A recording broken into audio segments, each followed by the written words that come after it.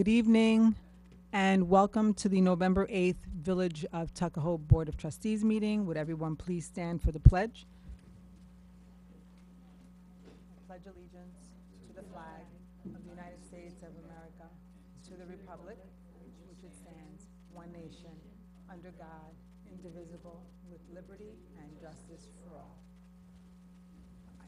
Will the village clerk please call the roll? Present. Present. Present. Present. Present. And we have no appointments today, so we will move on to presentations. I ask that everyone please put your phones on silence during the presentations and throughout the meeting. The first presentation will be done by Tuckahoe, by Hudson Leo Axelbaum on his presentation on Tuckahoe Kids Table. So Leo, Hudson, you're welcome to come up now and give your presentation. Oh, they put a thing for him. Hi, I'm Hudson Axelbaum. I'm here today to propose an idea that me and my family had. The idea is for a different kid to come to the farmer's market each week and sell food, toys, and crafts to help our community. Kids can apply to host the table, and maybe Mayor or Meyer can pick who goes each week. People can pay what they want at the table, and the money will go to the community. It can go to the library and other places to help our village.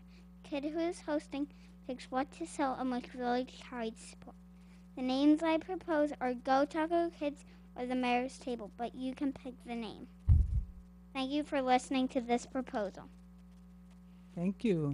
Thank you. Does anyone have any questions for Hudson on the board?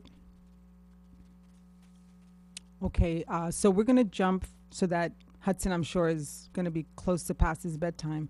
We'll move up to the first resolution, authorizing the village to support Hudson Leo Axelbaum for his Tuckahoe Kids Table project to benefit the community. May I have a motion? So moved. Second. All in favor? Anyone opposed?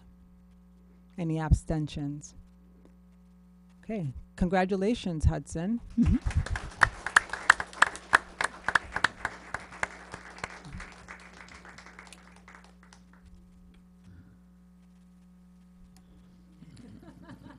That's funny. The second presentation will be from the Eastchester Historical Society, introducing the new historical map.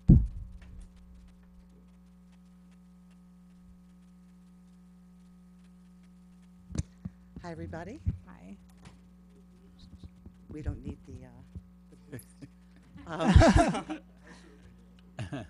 thank you for inviting us. My name is Rita Mastro Berardino, and you know this is Richard Forliano, the town historian.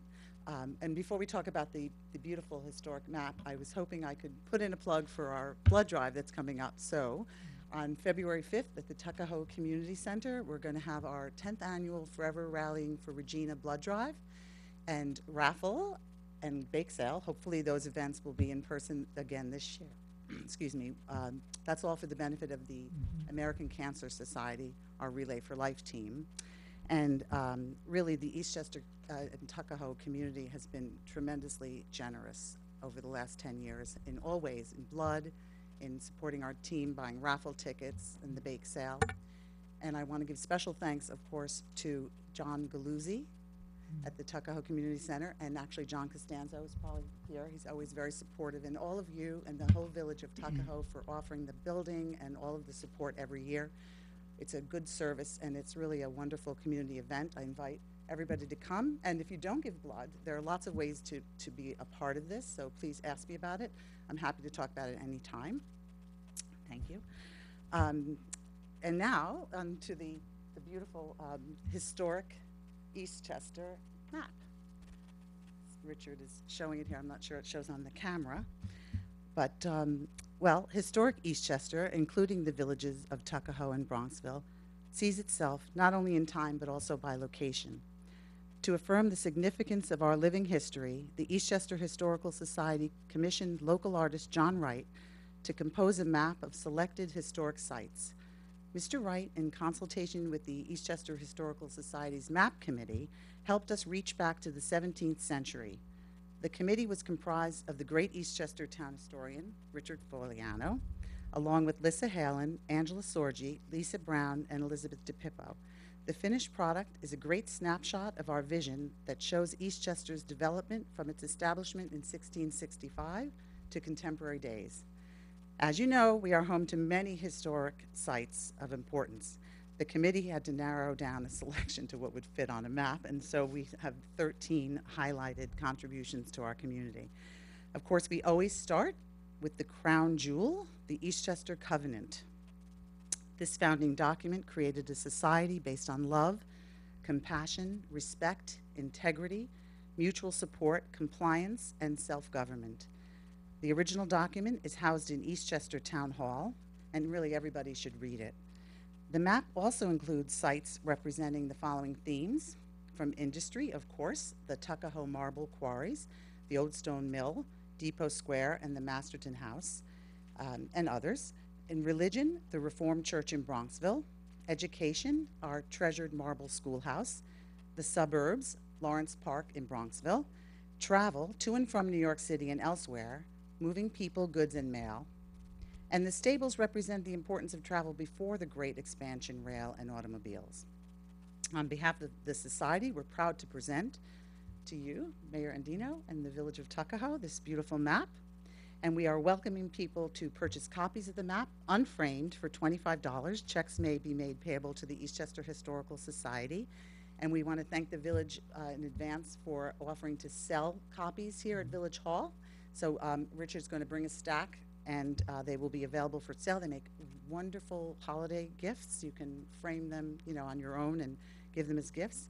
And we want to let you know that we'll also provide you with a document that explains a brief history, a brief description rather, of each site on the map. And we want to tell you that the community fund helped to finance the project. So thank you very much. Thank you. Thank you. And I introduce Mr. Forliano. Let me tell you a little bit about the origins of the map. 20 years ago, the Village of Tuckahoe was celebrating its 100th anniversary. The newly formed Tuckahoe History Committee was working with the town's oldest historical society, the Eastchester Historical Society. A few years later, we began collaborating on the topic of historic preservation. For many years, I've been working with the Tuckahoe History Committee, and the people in Tuckahoe really appreciate their history.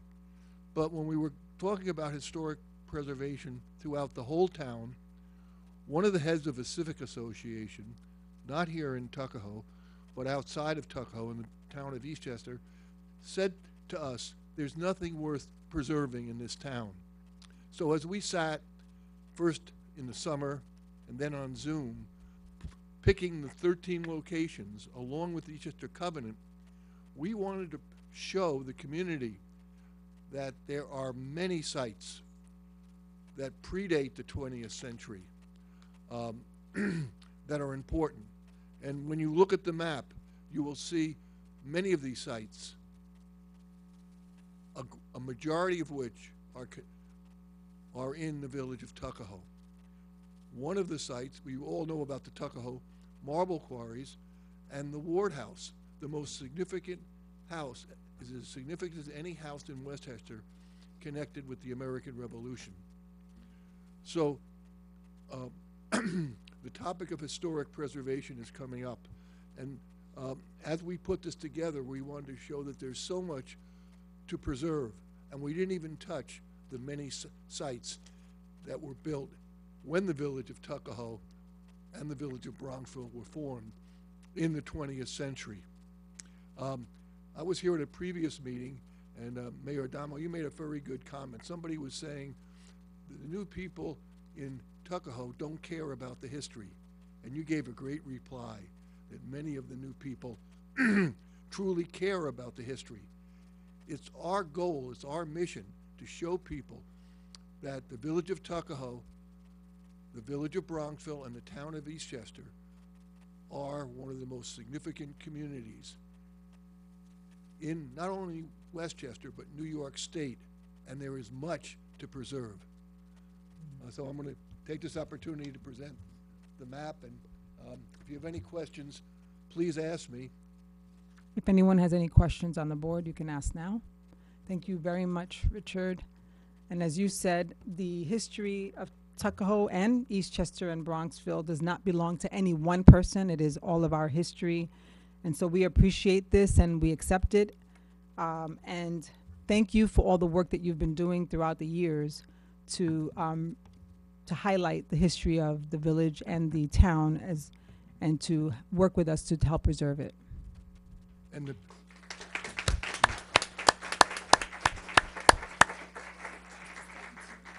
I am honored to work with a growing number of people that want to keep our history alive. Thank you. Thank you. Thank you.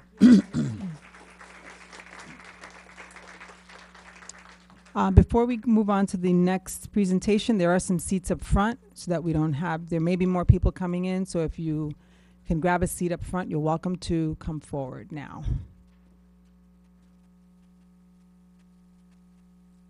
The next presentation will be by Sustainable Westchester. Paul Presendu is presenting on the Westchester Power Community Energy Program.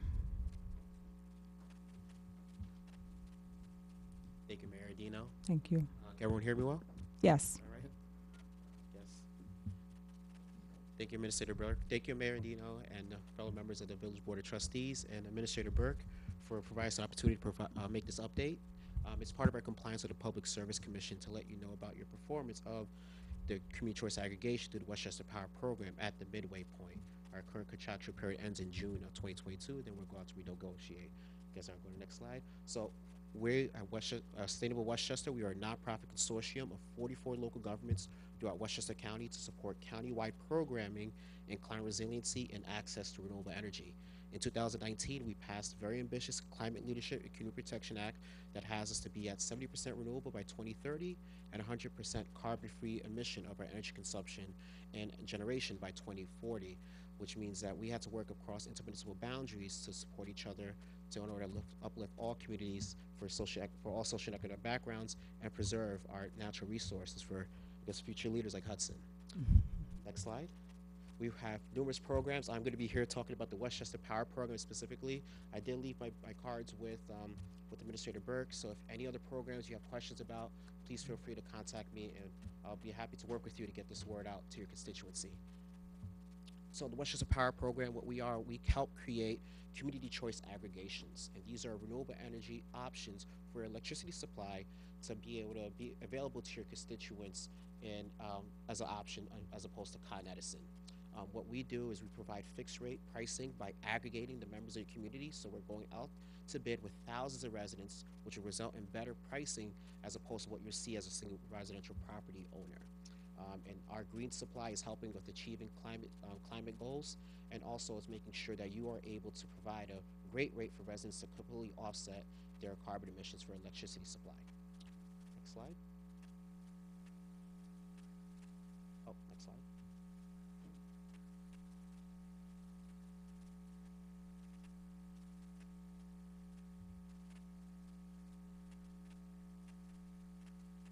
Technology. Yep, so we are currently available in 28 municipalities, which is great, which is allowing us to also power the homes of 115,000 residential properties, which is approximately 1/3 of Westchester County. And some of you may know, but we also going to have the city of Yonkers who's going to be joining us as municipality number 29, give us the 3rd largest city in the state of New York, and also our largest in Westchester to show that this program works on municipalities of all sizes. Next slide, thank you so much. Just give you quick numbers on your performance right now. We're very proud of the program so far. So far, the Westchester Power Program, we have 775,000 metric tons of carbon dioxide, which is the equivalent of taking 168,000 cars off the road in Westchester County for 1 year, or the planting of 12.8 million tree seedlings over the span of 10 years. We're proud of the work being done by the village. Since it was just created this year, the Westchester Power Program, we already offset over 1,400 metric tons of CO2, equivalency of taking 300 cars off the road in the village for 1 year, or the planting of 23,000 tree seedlings. And for those of you who may or may not know, one metric ton of CO2 is the equivalent of 2,204.6 pounds. So it's really showing a great number. There's over 3 million. I don't know the exact number. It's over 3 million though, but it's a really great work that's being done through the lens of economic prosperity. Next slide. This is our current pricing right now. At fixed rates, we have our renewable energy option, which is powered by New York State hydropower. Renewable energy certificates available at 7.41 cents per kilowatt. We do have a commercial supply option as well for 6.75, and we also do have different pricing for residential participants and commercial participants as well too. Next slide. Yep, this talks about New York State hydropower, and we also do have a standard supply option for residents that don't feel as if they want to get the renewable energy option. And in turn, this is a chart of our pricing comparison, which you can see on our website at any time. We pride ourselves to be competitive with Con Edison's rate. Obviously, during late 2019, 2020, we saw a huge drop in gas and oil prices. They were giving you money to get barrels of oil, and there are videos on social media of people going to gas stations with buckets to put gasoline in. That's how low gasoline was. But in 2021, we have seen a strong recovery in our pricing and a return to that competitive nature. And this is for residential. For our next slide, it's going to be for commercial participants, which is a similar trend as well. Our next slide. The silver lining is that our 7.41 cents fixed rate is better than what anyone would see if they went online to the New York State Power to Choose website, which shows that this program works to make more equitable pricing available for all of us. And this is a pricing and comparison chart, and we're proud to say that we are beating. You could tell people that this out of the brackets is when our pricing is ahead. So we're showing that our program for a renewable energy supply is better than what you'll get from Con Edison's standard supply, which shows that this program works, allowing you to save the green while saving some green as well too. And this is for those are residential participants as well. That's the average number for residential participants. And the next slide over is for small commercial accounts as well. We have no municipalities that are no commercial accounts within the community choice aggregation program through Westchester Power, but you also have residents that are saving on the standard supply option. So people are saving money going green through the Westchester Power program here in the village of Tuckahoe, which is really amazing. Please get the word out. Everyone join if you can. Go to our next slide. And Westchester Power is a foundational program. Another program we're going to be talking to you about in the next slide is Community Solar. Allows residents to subscribe to off-site solar farms, generate solar credits that are reflected on your bill of up to 10% savings on your electricity supply and consumption. It's available for anybody, whether if you live on a single residential property or on a multifamily building. Please subscribe. It allows you to be able to have those incentives and make the pricing that much more attractive for residents within the community. We also are working on permission through the Public Service Commission of consolidated billing, where everyone in the Westchester Power program will also be enrolled into the community solar, starting on residents that are low to moderate income earners. So we'll be able to roll this out for the most economically vulnerable participants within the Westchester Power program. And we are going to do an enabling law change, so Dan Walsh will be reaching out to you very shortly, and we're going to be working on just making a minor tweaks and changes to make sure that this opt-out community solar is also available. Oh, is it better now? Oh, you had trouble hearing me the whole time? Oh, no. Oh, people at home. Okay, no problem. So we are going to make some minor changes on the enabling legislation as well, so that we can make sure that this is available for 2022. And the last thing I'll talk to you about is Grid Rewards, mobile application I encourage everyone to download. It allows you to have real-time tracking of your energy use through the convenience of your mobile device, Androids and iPhones. Please download it. It allows you to track your usage rates. We also do have demand response events that happen during the summer, where you'll be prompted to turn off your AC if you're not home, or maybe turn it down. And we also have rollbacks and people that already have been saving on the average $140. So it allows them to be able to be more energy smart, and also have the financial incentive too. These are just a couple of key dates and milestones. Our current contractual period ends in June of 2022, which means that we are going to be working around March and April on the renewal process, the new RFPs, working with municipal leaders such as yourselves to make sure that we are guaranteeing more equitable pricing for this Westchester Power program for your constituency. And that's about it. Outreach, Thank you. materials, and education. So, and if you need anything, please let me know. We'll be And happy. anyone on the board have questions? No questions, but I would like to commend the county for this program. It is, as you mentioned, you know, our children, and I think you'll hear a lot of tonight at this meeting about our children, and this is, climate change is one of the greatest threats that they face, and so it's really great to be part of a county that takes that seriously. We are counting on Village of Tuckahoe. We know you have a very strong, robust volunteer community as well. Really a lot of extracurricular opportunities for residents here to help, I guess, alleviate some of the burdens municipal leaders and other communities might have to shoulder because you don't have that strong activism and grassroots network. Thank you. Thank you for the update. Can you tell us the name of that app again? My apologies. Grid Rewards. Grid Rewards? Grid Read Reward. rewards. Thank Yeah. you. I could give you an email about it, Trustee Cronin. Excellent. Thank you so Yeah. much. Thank you. Okay. If anybody would like to have a seat, there are some seats, empty seats up front.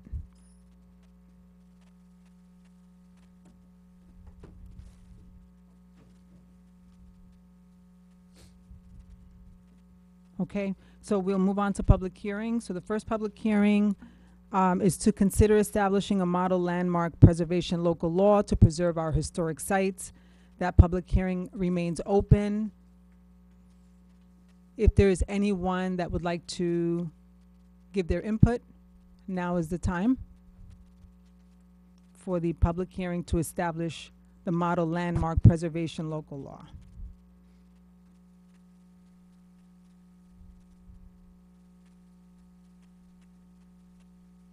Okay. Okay. Having said that, the public hearing will remain open. The second public hearing is to consider a proposed local law opting out of licensing and establishing retail cannabis dispensaries and/or on-site cannabis consumption establishments within the village of Tuckahoe.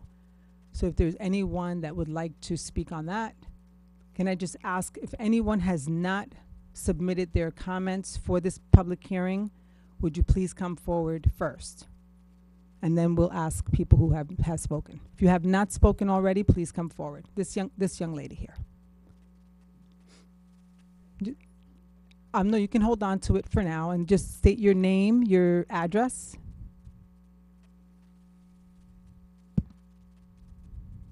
Dear Mayor and Trustees, thank you for having us.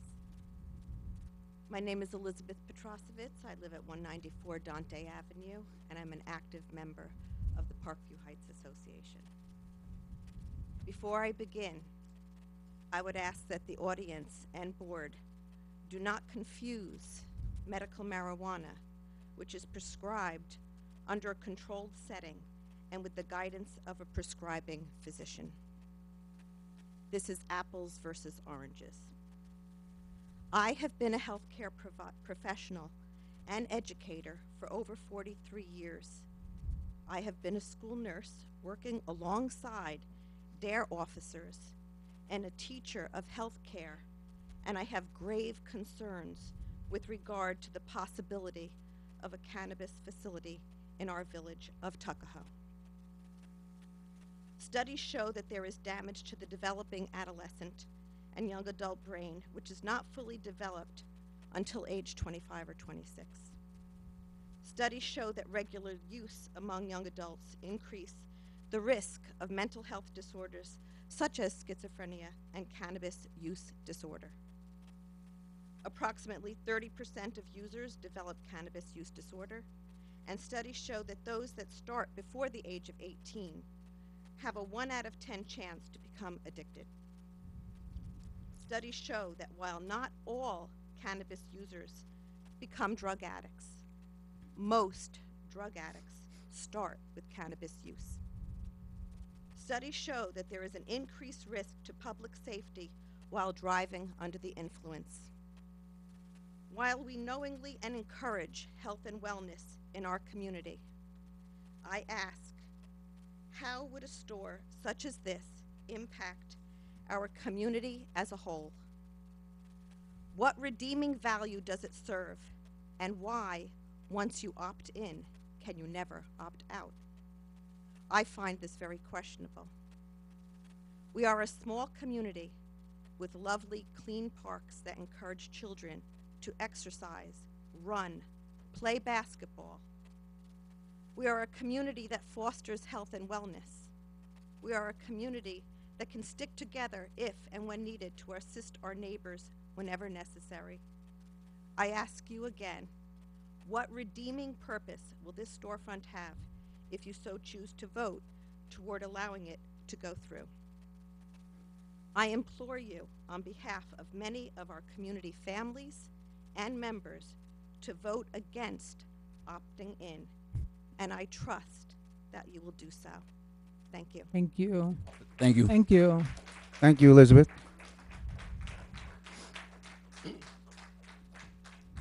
Hello, I'm Carlos La Madrid. I live at 141 Main Street, right here in downtown. I want to show my complete non-support of having a dispensary here in the village.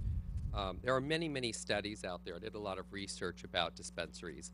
And when you look at them, beyond reading about them, you will find some that say wonderful things, both about whether they're medical or recreational, but you also have to look who's funding them. I think the best study I found was done by the University of Colorado at Boulder, where Dr. Hughes was offered a grant to do a research for 3 years about dispensaries. If you have a dispensary in your neighborhood, crime increases 26 to 1,262%. So it's a huge increase in crime. And that's where my big concern comes from. I'm not here to, hey, you want to smoke pot, that's your business. I don't care. But it has been proven that crime does increase with the dispensary. So I really, really would like to encourage all of you to not even think about putting a dispensary in the village of Tuckahoe. Thank you. You're welcome. Thank you. Thank you. Thank you, Carlos. So I just want to ask that you please hold your applause so that we can get through this. Also, I want to reiterate that what the public hearing is for the law to opt out, which has been already drafted by the village. We have not drafted a law to opt in. That's important to note. We've drafted a law to opt out. So that's what the public hearing is. So if you're in favor of opting out, that's what the law that we have drafted has been put in place. So thank you. My name is Angela Seminara. I am a Bronxville resident, 5 Middle Road. But tonight I'm here representing the Stronger Together Coalition of Bronxville, Eastchester, and Tuckahoe, started 4 years ago by our esteemed Eastchester historian, Mr. Richard Forliano. And we are a group of local individuals and organizations committed to promoting health and wellness among our youth in all 3 communities. I've watched some of the comments made at previous meetings, listening so far tonight, and I'm thrown on. I could talk for hours about the effects of marijuana, and really I think what it comes down to as elected officials to protect your community, the cart was really put before the horse. And when they legalized marijuana in March, we didn't even have a state regulatory commission. It was just named by our new governor in September. So I think it's really important to keep in mind that you want regulations put in place so that your municipality can have the tools they need to regulate what's going to come in. And it will fall on you guys. It will be your legacy if opting in, it would go on for perpetuity. And I think that that's really important. And I don't know if anyone's mentioned at previous meetings some of the other neighboring communities that have opted out. And you'll notice they are small villages and towns. Ardsley, Bronxville, Eastchester, Larchmont, Lewisboro, Mount Kisco, North Castle, North Salem, Rybrook, Somers, and Yorktown. And I hope that Tuckahoe gets added to this list for this, not only for our youth, but for our community. Thank you. Thank you. Thank you. Thank you. If I could make a point. Yes. So I just wanted to make sure people understand that when the law was passed, it was announced by the state that this would not, occur because they had to put everything into place that would regulate it until at best late 2022, perhaps 2023. And that's why, I think there was a bit of misinformation put out about there that if you didn't opt out, you were opted in. And right now there's nothing. There's nothing that could happen because all of this regulatory body that has to support it is not there. So there's no risk right now at this time. We all have till the end of the year to make that decision, but the state did put forward that that they knew that that would be the case. Come forward. Hi, I'm Donna Choth. Hello.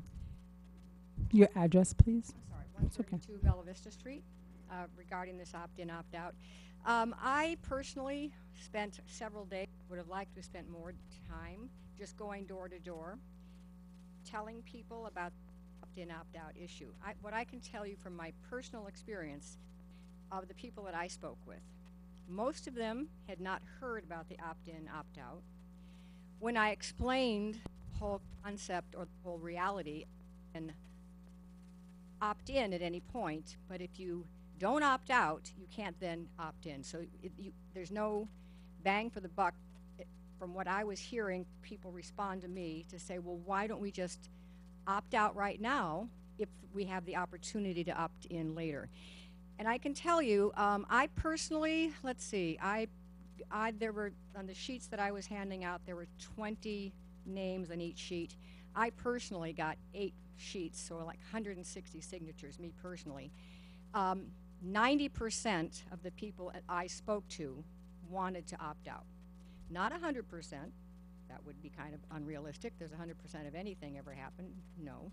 Or rarely, but I can tell you that the concern of the people that I spoke with is, let's not rush into anything, let's vote to opt out. We can always change our mind. And it was overwhelming. Like I said, 90% of the people that I spoke to said they were horrified. Some of them didn't even know about it. They said, well, yeah, opt out for now until we can figure out what this really means to our community. So I just wanted to let you know my personal experience going door to door and talking to people in our community. Thank you. Thank you for your efforts. Please hold your applause. Hi, Heather Rinaldi, 12 Terrace. I'll be brief. I think I read through the text of the law that has been passed and what it does establish, and it is very high level. I understand that we're going to have a very long haul of drafting and approving regulations. It looks like they just got their first set of regulations out for home growing for medical marijuana, and we're looking at like a 3-month comment period there before they can move on. This is going to be 2 years. The one thing that makes me deeply uncomfortable about the construction of this law and us not opting out right now is I find it odd that in a bill that establishes so little of how marijuana enforcement in the state is going to work, the one thing they did manage to say is that you have till December 31st, 2021 to opt out, or else you're just banned from local preemption. And we don't know what that means. Like, sure, we're going to have zoning, and that's going to help us put up some fences around this and keep it under control. But for a law that just says that after you fail to opt out, the only local control you're going to have is governing the time and the place, we don't really know what that even means for our zoning code until we know what these regulations look like and we see what starts happening when towns start going to draft their local zoning ordinances. So I just don't want anyone to approach this as if we're not making a decision about if we want to have a dispensary in our village today, because we are. After this, we don't have this control anymore. And, we've seen it recently with the renewable energy siting law. Everyone thought there was still going to be a local control. And the state Supreme Court just ruled that, home rule doesn't matter sometimes when there's a larger state priority at hand. So without knowing how the state wants to do this, how many licenses they want to give, what the rules are going to be, I don't understand what we would gain from opting in. I think it's the same thing as trying to get on an airplane and fly it while it's still being built, and I don't think that's something we want to do. Thank you. Thank you. Yes, sir. Good evening. Not sure. I do have, like some other people, I did collect signatures. If you have a petition, please hand to the clerk and it will go into the public record. Can we get your name and address, please? Matthew Mariani, 3 Westview Avenue, Tuckahoe. I just prepared something. I would like to read it, if that's okay. Sure, as long as it's under 3 minutes. My name is Matthew Mariani. I reside at 3 Westview Avenue. Sorry. Can you hear me now? Yes. I reside at 3 Westview Avenue. I have 2 children, 11 and 7, and I'm married to my wife, Fazila. I've lived in Eastchester and Tuckahoe my whole life, and I proudly consider myself a generational resident, and it is a true privilege. I do not like coming here to speak. It is not comfortable for me, but Over the last 20 years, I've been disgusted with politics, and my patience for politicians has grown thin. I consider living in Tuckahoe a blessing. It's a grace. We've stayed insulated from politics and Washington's stink for a very long time. I feel this issue is an example of what is going on around the country, and it's something that we don't need in this town.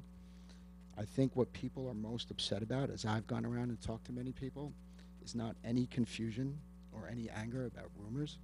It is the fact that there was indecisiveness with decision making, that Eastchester and Bronxville voted out on June 15th, and this town took its time playing with politics to poll people to see if it would be good or bad. There's nothing good about waiting to make good decisions for our children. Nothing. There's no political data points that can trump what is a good decision for our children. My number one job is being a father. As their father, I'm morally obligated through love and entrusted by God to have to fight for them and protect their well-being and safety at all costs, even if that means having to speak when I don't want to speak. But that's something I can't be afraid to do anymore. And I have to get in the game, and everyone now has to get in the game. This can crack the foundation of this town. This town's foundation was built on marble. Do not replace it with sand. Thank you. Thank you. Thank you. Thank you, Matt. Thank you. Okay, and we'll, You hear me okay? yes. Yep. Good evening, Mayor and Village Trustees. My name is Joe Murray. I've lived in the village for over 20 years. I live on Oak Avenue. I'll keep my comments very brief because I know there's other people who want to speak. I'm here tonight to present you also with 312 signatures on the petition to opt out. I have a real concern, as all the other residents who spoke, about passage of this law, that it's going to be harmful to the character of the village. And I don't believe that any law enacted is worth enacting if it cannot be rescinded in the future. To be stuck with it permanently is certainly not a good thing.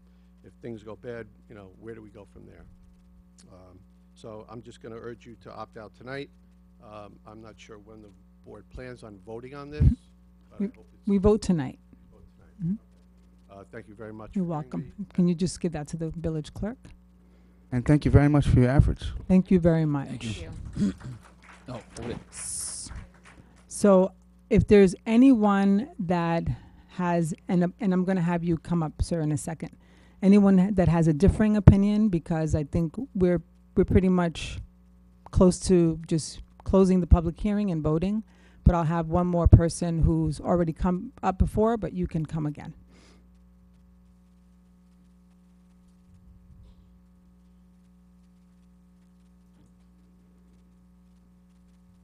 Good evening. Town Board, thank you for taking the time to listen.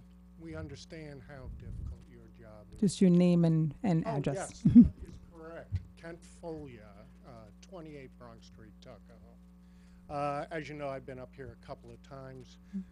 What I want to do is just briefly go over where we are, and because I did discover on the website, I believe you had mentioned in this meeting that a decision has already been made to opt out. Is that correct? So a law has been drafted to opt out, A law and has that's what been the drafted. public hearing is for. Okay, very good. So the law is there, it just needs to be signed and approved by the board. Well, basically, what I wanted to go through here is, again, I was out. I have 160 plus signatures here, people who want to opt Right. out. A lot of people don't understand what's going on. But what in the past, in the meeting in the past with the marijuana dispensaries, you said, I had asked actually what the board thought of it, how they were going to vote. And at that time, you didn't want to mention that. You wanted to hear from the citizens of the town what their thoughts are before your decision comes forward. I think that creates a little bit of a challenge. As you see, there's a lot of people here tonight, and a lot of people coming back and do not want to have that in here. What I would request of the board, and you, Ms. Mayor, is that we understand where you're coming from as well, moving forward on issues for the town. I believe we already know where you stand on the issue, which is good, I believe. But we would request that you and the board tell us what your thoughts are when we have an issue like this, and then give us reasons, yes or no, why you think we should go this way or we shouldn't, for any amount of different reasons. This way the town and the people don't have to rush around, get signatures. We're a small community, and we want to work together with the local board, and we just want to make sure everybody stays calm in a situation and can talk about what their feelings are. So moving forward, if we can get that done, we would greatly appreciate it. So this way we don't have to all come here unless it's a really serious situation moving forward. I think we can take a little different approach to deal with these issues. Thank you. That's pretty much what I wanted to say. Who shall You can give that to the clerk. Thank you. Thank you. Thank you, Kent. So at this time, I'd like to close the public hearing. May I have a motion to close the hearing? So moved. Second. All right, and all in favor? Aye. Anyone want to keep it open? No. Okay. So it was a joke. So we're going to move on to the adoption of minutes. May I have a motion to approve the minutes of October 4th, 2021? So moved. Second. All in favor? Aye. Any opposed? Any abstentions? And we're going to move right into the resolution. So we've already gone over resolution number 1. Let us vote on the resolution number 2, authorizing a proposed local law opting out of licensing and establishing retail cannabis dispensaries and/or on-site cannabis consumption establishments within the village of Tuckahoe. I would like to ask the board, before we do vote, if there's anyone who would like to comment on the proposed local law. Yes, I would. You can start. Great. Trustee Lang. Terrific. I would like to say that this is the easiest and most important decision by far that I have made on behalf of the children and the village of Tuckahoe. Thank you very much. Okay. I would also like. And I'm just going to ask one more time that we please hold applause so that we can just get through this. Deputy Mayor Howell, I'll take us in order. Thank you. First, I really want to thank everyone here who showed up tonight to speak, everyone who sent an email, everyone who gave me a phone call. It is really important, and we need to talk about what it means to be in a democracy. And being in a democracy means you participate, so that's not only by voting, but by coming forward and telling the people who represent you what your position is. And you know, I understand that people were unhappy that this hearing was open, but I have to tell you that public hearings are a foundation, like voting, of a democracy. It is the way public officials understand what their community wants and needs. And so the idea of not having a public hearing or a public official standing up and saying, I make this decision for the community without asking what that is, or with telling you what my opinion is before I allow you to state your opinion, I think that we are really missing the basics of democracy. So for my part, that's why the public hearing is important to me as an elected official. On health issues, which I think are very important and concerning, I wanted to thank Betty for coming forward. She sent me a really great program that was on Nova that I put on my Facebook that really gave that great discernment between medical marijuana and recreational marijuana. I encourage everybody to go back and look at that video. Like many other kind of get tax revenue quick schemes, I think there's a lot of failure, and you can go easily look at the data on any of this. Cigarettes, alcohol, gambling, all of those things never lead to tax revenue. It is always at the cost of huge health burden. So I love everyone's, passion about this for our children. Every person on this board has children. We're all concerned about it. And I wanted to remind people that according to the CDC, 480,000 people annually die of cigarette smoking. 91,000 die annually of secondhand smoke. And we can go through this we have legal substances that kill hundreds of thousands of people annually. So I hope you take that passion. I hope you support organizations like Stronger Together that work on these kind of really important issues. Because marijuana is relatively low on the list of things that kill people. So I hope you can put your passion toward these things as well. I have two reasons for the way I'm going to cast my vote. One is because I've heard the majority of the feedback of the people I represent. The second one was really based on the way this law is structured, and I thank the woman who came up and talked about the lack of all of the regulatory commissions that need to be placed in this, and you know, how we have difficulty understanding what that means in our local laws, because that's very true. And when you have a law that is structured like this, that allows you to opt out but then opt in at any time, and the reverse is if you opt in, you're in forever, I think that's a very strong reason for us to opt out, see what happens in the community, let us understand how everything falls out before we make our, you know, or if in case it leaves us the ability to change our mind based on data. So for that reason, I am supporting that we opt out. Okay, Trustee Taylor. I'd like to thank everyone who came before this board and voiced their opinion, everyone who sent the email. And I don't think at any time anyone on this board actually considered opting in.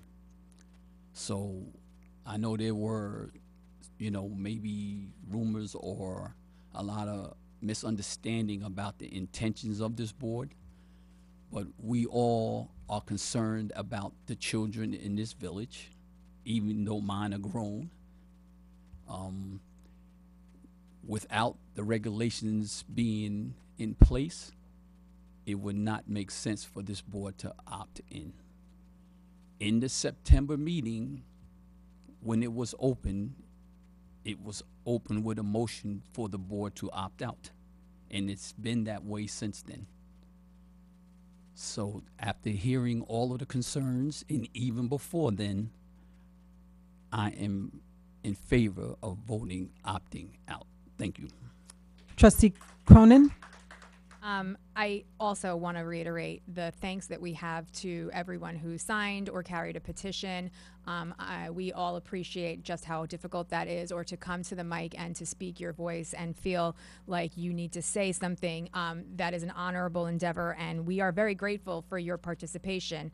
I ultimately made the decision when we realized that we could not ever opt out after opting in, this is absolutely not going to be a good idea.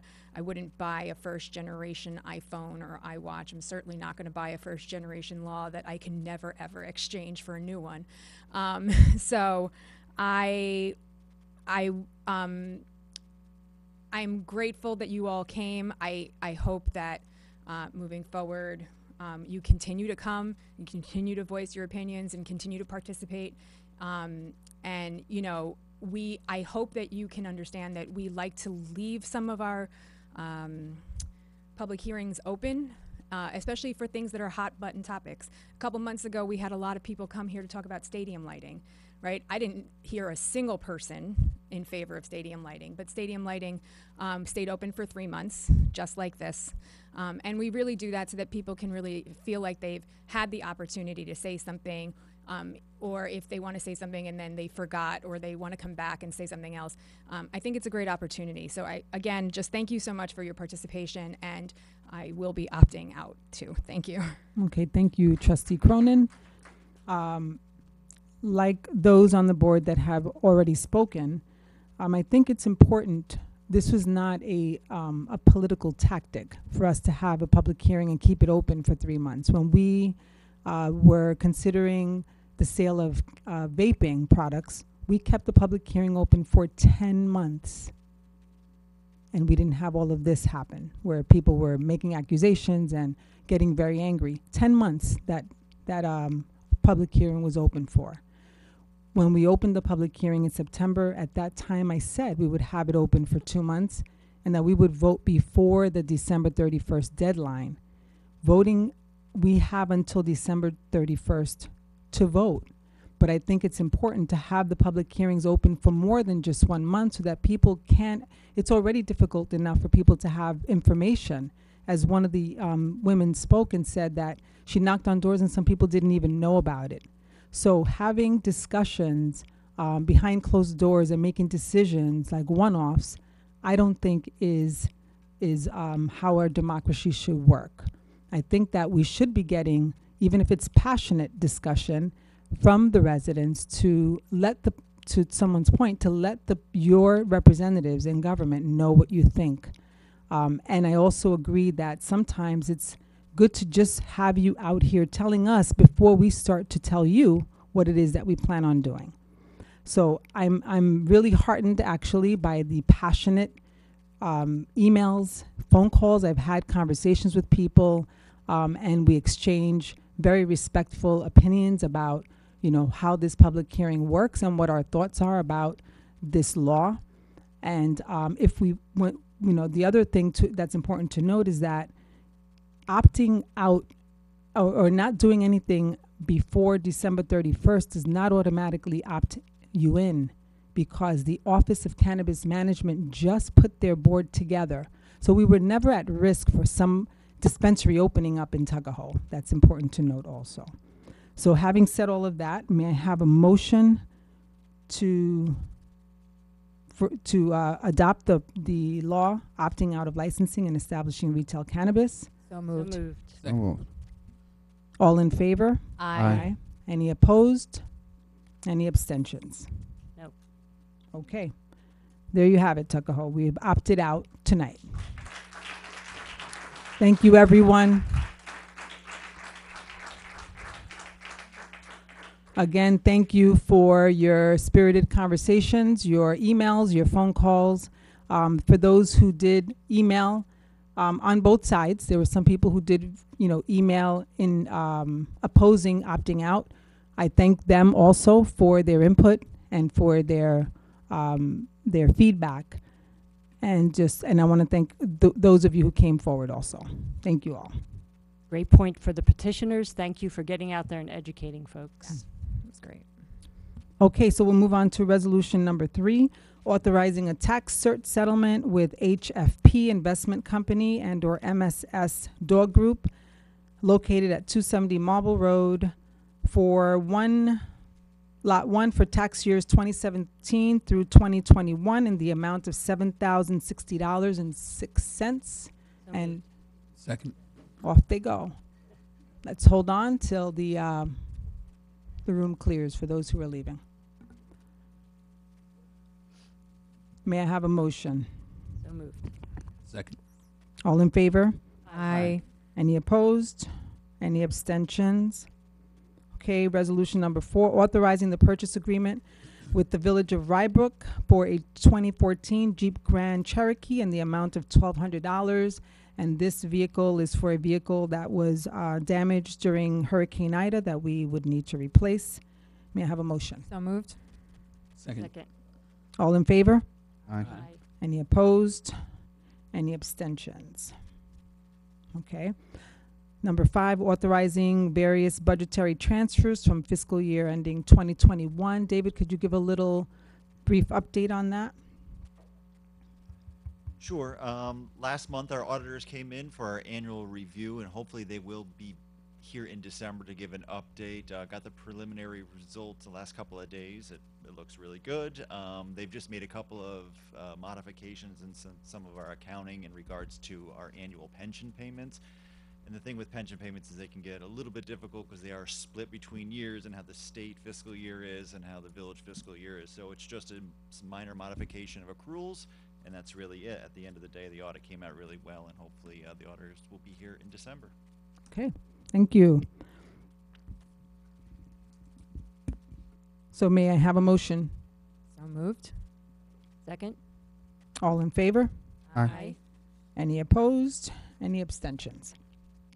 Okay, resolution number 6, authorizing a retroactive street closure for Winslow Circle for their Halloween celebration on Sunday, October 31st. May I have a motion? So moved. Second. All in favor? Aye. Any opposed or abstentions at this point? Okay, number 7, authorizing the extension of outdoor restaurant seating within the village of Tuckahoe until December 31st, with a fee of $8 per day per village parking space used beginning on Monday, November 29th, 2021. May I have a motion? So moved. Second. All in favor? Aye. Any opposed? Any abstentions?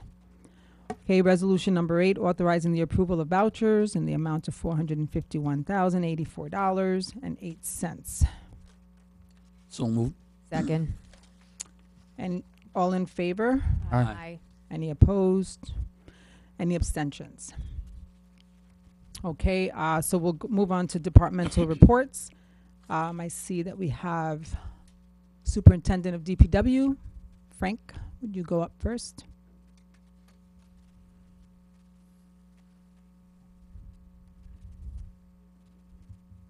Good evening, Mayor. Good Board evening. Members of the board. I don't know, with all the construction going on in Tuckahoe, did anybody really expect me to say nothing?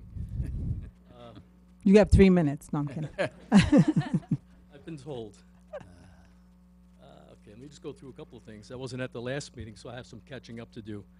I just wanted to remind everybody that a lot of people don't know that the Leave the Leaves initiative that was brought to the board last year was not voted into local law. So a lot of people don't know that.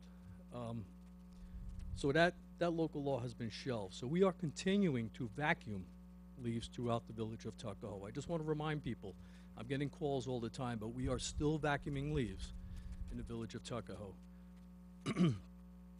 When vacuuming leaves, from the words of Anthony Laurie, please do not place the leaves around fire hydrants. It's very important that we do not do that. Catch basins, do not pile leaves on catch basins. No rocks, no branches, no other objects. We do not schedule leaf pickup in Tuckahoe. We start in one location, we circle through Tuckahoe until we come to the very end. Then we start back to that original location. So please don't call us and ask us when we'll be at a certain block. We're just running 2 trucks rampant throughout the village. Most important, every car has a catalytic converter underneath the car. It's part of your muffler system.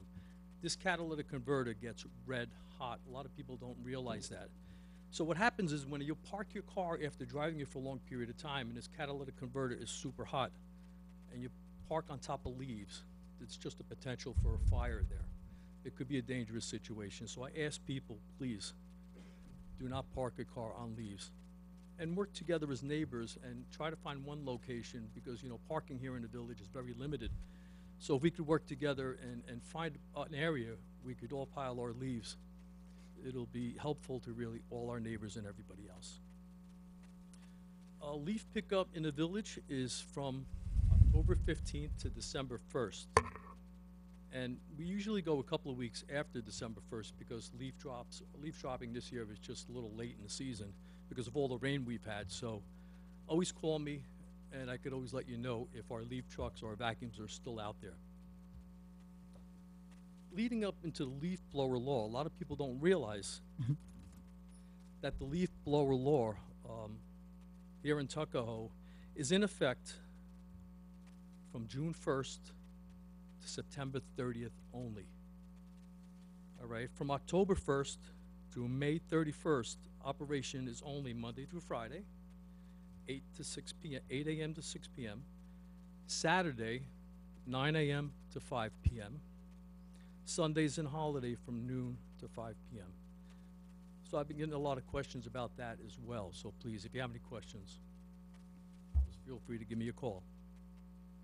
So Frank, could you tell us who should you call if somebody's blowing leaves at 7 a.m.? Fire department, EMS, normally kidding.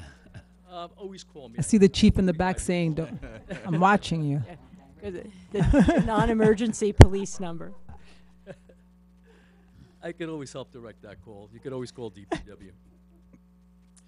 With everything going on in Tuckahoe, with all the road construction, it took us a long time to pave our roads because we did an extensive amount of paving this year.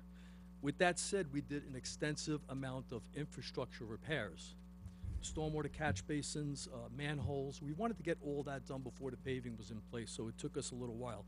We wanted to make sure that Eastchester and Bronxville paved, and we were last on the paving list. But with that, I'm just going to go through some of the roads quickly that were paved. Columbus Avenue, North and South, Columbus Avenue parking lot, Maple Avenue, Fisher Avenue, Marbledale Road, Minturn Road, Kensington Road, Yonkers Avenue, Dante Avenue, Underhill parking lot, which are the roads that Tuckahoe paved. Now, everybody also notices that Coniston has done an extensive amount of gas upgrade. But we were the first to implement the curb-to-curb pavement with any utility company that's going to come in and dig our roads. So instead of the old patches where the road was demolished or excavated, they now have to pave the entire road. So with that said, all the work that has been done on Underhill Street, Wallace Street, Van Dusen, North High Street, and Maynard have been paid in its entirety by Con Edison at no cost to the village. The remaining roads, just so everybody knows, is Pleasant Avenue and Young Place. These two roads are still waiting to be completed by Con Edison. It should be another week or so, and those roads will also be entirely paved. And that's all I really have for construction. We have so much other stuff going on, but we'll be here all night. Yeah, no, we won't be here all night. You'll be here all night. I know, that's why I'm making it short. But I want to thank everybody. There was our Get Acquainted with DPW Day, which was October 23rd, which was a Saturday. It turned out to be a beautiful day. We had so many people show up. And all of us at DPW and myself want to thank for everybody that participated, everybody that was really a part of it. But thank you. Thank you. Thank you, Frank. Thank you. Chief? Good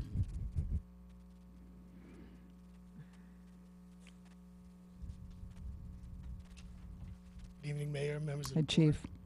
Would not be fall if we didn't hear about the catalytic converters. Files. Thanks, Frank. Just to make a couple of announcements. We had, over the course of the year, so many community outreach programs with the police department partnering with many of our civic groups and, of course, the community fund that funds all of these projects. And most recent one was the Pizza with Police, which we had with our partners, the Eastchester Police Department and Bronxville Police Department. And it was a huge turnout, and thank all the members of the board and the public who came out and supported. And then we followed that up with the chili cook-off at the Broken Bow, and I want to give kudos to our chef, Anthony Solano, who won this year. He's very proud of that accomplishment. But as I was talking to the mayor just about a week or so ago, you know, I don't really take the opportunity publicly to thank the members of the police department who, over the course of the year, probably do 8 to 10 events completely on their own time. They're not compensated to show up and give up their Saturdays or their evenings away from their families. And they do it because they know the importance of, you know, building bonds with our community. So I just wanted to take this opportunity publicly to thank every member of the police department that participated in all these events throughout the year. It's a huge endeavor. It benefits the police department and the community in so many ways, and I'm very thankful for that, and I just wanted to do that publicly. So. Thank you, Chief. Thank you. Thank you. Is Swadish? Oh, hi, Elaine. Swadish Elaine. Library report. Good evening. Good evening. Glad to be here. And I I want to give a shout out to that wonderful event on Saturday, the Hometown Heroes. What an amazing event that was, and the library is honored that that we were a recipient of one of those banners, and all the veterans. It was just a beautiful, beautiful day. So I wanted to start with that we have an emergency closing. If you didn't hear, we closed early tonight at 5:30. We'll be closing early on Wednesday. We have some construction that will be going on. If any of you tried to get to the library today, you may have noticed that was a little difficult. The sidewalks are missing. It's going to be beautiful, but it is a little bit labored, coming down. So please be careful when you do come down. And I'm sure Frank has more information about how long that's going to take, but it's really, really going to be nice. I also wanted to let you know that the library is going to be closed on Thursday for Veterans Day. And I also wanted to reassure you that even though we're closing early on Wednesday, we still will have Tuckahoe history doing before and after on Zoom. Nick Cinzano is doing part 2, so please make sure that you sign up for that. Let me just give you some of the programs we'll be doing this month. We have a crafted beaded earring workshop for all ages, 10 and up, on Tuesday, November 30th at 4:30 in the community center. We also have healthy meal planning, budgeting food dollars, and that's Thursday, November 18th at 3 p.m. Elder Care Series, Changing Real Estate Needs and Estate Planning for Seniors, and that's on Friday, November 19th at 3 p.m.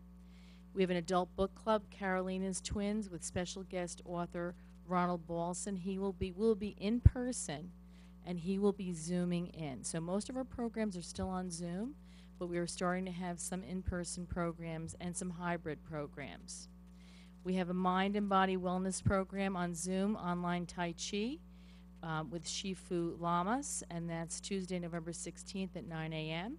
And on Wednesdays at 12, we have virtual meditation with Linda Ahern, and that's November 10th, 17th, and 24th at 12. We have gentle chair yoga on Zoom Thursday, November 18th at 5:30 p.m. And we have a new adult reference librarian, Miriam Safra, and she's also helping out with some of our YA programs. So we have new Fandom Fridays for ages 11 and up. In person, we're doing My Hero Academia, and this week we're making costumes. Last week they made superheroes, so that is Friday, November 12th at 3:30. I'm doing a Harry Potter book club for grades 4 through 6 on Tuesday, November 16th at 4 p.m. You could just pop in. It's a continuation. It's through December. We're going to be making Harry Potter. We're going to be making wands this time and talking about the book. I do baby time every Tuesday in the community center at 11 a.m. and it's tomorrow. So please register, because we do like to know who's coming, just in case we have to make any changes. And that's every Tuesday through the 30th. Kids Story Time is also on Fridays in the community center at 11 o'clock, but the remaining ones will be the 12th and the 19th. We have a kids craft tomorrow for Thanksgiving, ages 4 to 10 and 4 p.m. And we have in-person yoga for pre-K at 11 a.m. in the library. First time back since COVID, on Wednesday, and then at 4 p.m. on Wednesday for ages 6 to 10. And we finally have online kids art class with Mike Teeter on November 17th at 4:30, ages 7 to 10. And I just also wanted to shout out a thank you to, I know Claire and Jeff are here. They're with the Bronx River Sound Shore Audubon. They donated 2 Mr. Lunetta Discovery Kits. The leaves are falling. Great time to go bird watching. You could take them out with your library card. Each kid has 2 sets of binoculars and lots of fun stuff in there to go out exploring. We have some beautiful places to explore in Tuckahoe. Thank you so you. much. Thank you. Thank you. And thank you, Claire and Jeff. Thank you. Thank you, guys. Okay, Camille, do you have anything? Mm-hmm. Just 2 things. Second half taxes, December 31st, have been mailed. And the second thing, resident parking stickers expire at the end of the month. Okay. Gary, village attorney. David, village administrator. two quick items. One is just a quick update about what's going on in the building department, a kind of a program we're going to start rolling out pretty soon. Many people have noticed, and we have started to get more and more complaints in regards to some signage, illegal banners, those types of things that are out in the community now. So what we've done is we've taken an inventory of all these signs and kind of broke them up in different categories of banners, signs without permits, sandwich boards, backlit signs, you know, all these types of things. So we've tried to come to a logical conclusion of what we want to kind of tackle first. And truthfully, we have kind of relaxed some of our enforcement in regards to some of these signs over the last couple of years. Some of the businesses were struggling, but we're at that point where we really need to start looking at this now. So pretty soon we're going to start with going after outdoor banners, but we're not going to go just send a violation. We're actually going to try to make contact with the owners of the property, actually go out there, knock on the door, give a phone call. We're a small enough community where we know pretty much everyone, to try to see if they'll voluntarily comply. If they don't, we can go down the enforcement route. However, this is just kind of step one. Then we'll go to signs with legal signs and signs without permits and that kind of stuff. So that's going to be coming up the next couple of months, just trying to clean up some of this stuff. And then just a quick update. I know a lot of people had a lot of questions today in regards to filming that was happening in the village. So Netflix came in and was filming The Watcher. So thank you to village staff who kind of rolled with the punches, the chief whose office got, you know, completely around, Jackie who got kicked out of her office today, but it was really kind of cool to, you know, it's kind of have these here. I really like cashing those checks. I think the community does too. It's really good for us. It's really interesting though, just to kind of say another thanks to village staff, where these are the same people who did Pose here in the village. And the reason why they came back is because they can pick up the phone and call us and sit down with the chief and the lieutenants and kind of plan these things out. So it's, you know, it's really nice that they like that kind of attention. It's really nice that they come here. I think the board and the community kind of gets a kick out of it. I know we kind of do so, and I think it's a really good thing. And they do want to come back a bunch more times. So it's good. So David, can we Should work we on update getting? I'm sorry, man. No, make sure we update our website. Perhaps we can get the producers to get some residents as extras next time. That would be even cooler. So just to let you know, on Thursday night, I'll I ask just 'em to did say it. mention to the board they may want to do a basketball scene here. And I mentioned to the board on Thursday night at the work session that they may be looking for local high schoolers. So if Yeah. that's So still we're going to reach out to the high schools. yes. And they get paid. Yes, like 80 They get bucks. paid like $80. But yeah, if that moves forward, I will let you know. Yes. And it's they want all boys. Right, yeah. But Mhm. don't make the movies that just He just cashes the checks. Cool, thank you, David. That's funny. Okay, some miscellaneous business before we get to Board of Trustee reports. Winterfest is Saturday, December 14th, 12 to 8 at Depot Square, and the next village board meeting is December 6th at 7 p.m. Please mark your calendars. We will not be talking marijuana, but we will be talking about other stuff, so come out. Okay, so let's go move on to the Board of Trustee member reports. Trustee Lang. Yes, Mayor, thank you. First, I would like to say congrats to all of our newly elected officials, including Tuckahoe's own Luigi Marcoci. Thank you for your service. Special thanks to Frank DeMarco and his staff and all the organizations that helped put together another wonderful DPW day, and congrats to all those recognized for their service. We, a bunch of folks got plaques. I think that's nice to be recognized always. Okay. Congratulations to the Tuckahoe Police Department for winning the chili cook-off. I hear Officer Foodie may have had something to do with it.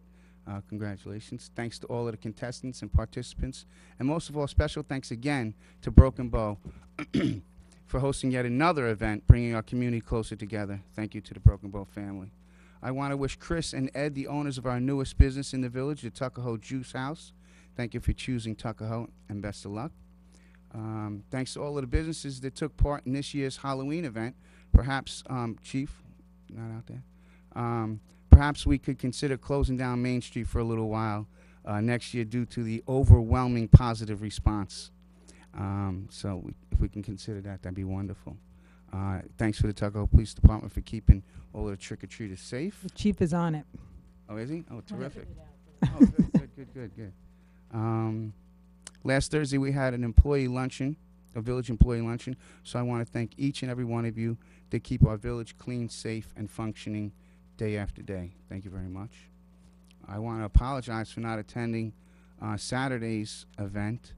I had something else to do. I truly apologize for that. But I want to congratulate all of the hometown heroes and thank you for your service.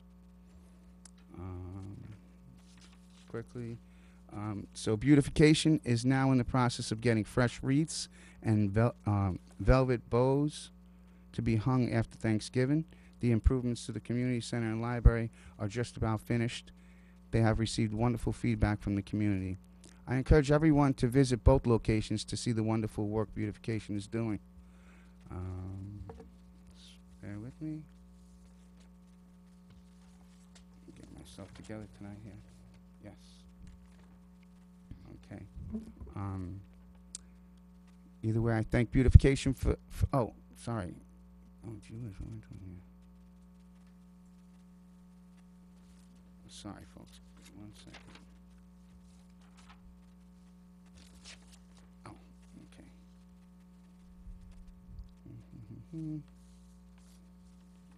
Oh boy, I'm in bad shape. Want me to come back to you? It's okay. Want me to come back to you? No, that's Okay. fine. I want to talk about the beautiful job that beautification is doing down at the Tuckahoe train station. The other day I got off the train and it's an absolute breath of fresh air. All of the work that's being done. It's there's not another train station along this MTA Harlem line that is going to look as nice as Tuckahoe. So beautification currently transformed the entire northbound side of the Tuckahoe train station. As commuters such as I come off the train after a long day, seeing all the beautiful plants, shrubs, and bushes gives you a little burst of energy. It's kind of a psychological lift. It's a feeling that, maybe the day isn't over and I feel like, getting something done around the house. If you guys get down there, it's really something to see. Tens of thousands of dollars that beautification's put into that project. So I encourage everyone to get down there and have a look. Just wanted to say our Veterans Celebration will be Thursday, November 11th at 11 a.m. So happy Veterans Day and happy Thanksgiving to everybody in Tuckahoe. That's all I have, Mayor. Thank you. Deputy Mayor Howell? So I also want to thank everyone who was newly elected to office. That is yet another way to participate in your democracy, and I have great, admiration for anyone who runs a campaign and goes through that process and gets elected. I wish more people had gone out and vote, but we'll keep working on that. I do want to remind people, though, that according to our local ordinance, 5 days after the election, you need to have your signs down. So I was joking with David that I'm going to get the book out and deputize myself to go about and start fining people if they don't take the signs down. Next zoning board meeting will be held on November 10th.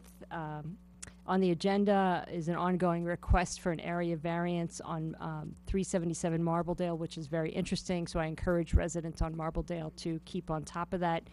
A person is asking to build 3 houses on this lot. The next planning board meeting is going to be held on November 16th. What's on the agenda for this month will be an area site plan for 140 Marbledale. That's where the old Besson Oil building is, a very nice building. A concrete testing company is looking to be set up there. In addition, on 151 Marbledale, site plan is going to be presented for the new restaurant. So everybody who's been questioning that, I hope you'll tune into the planning board meeting to see the big reveal.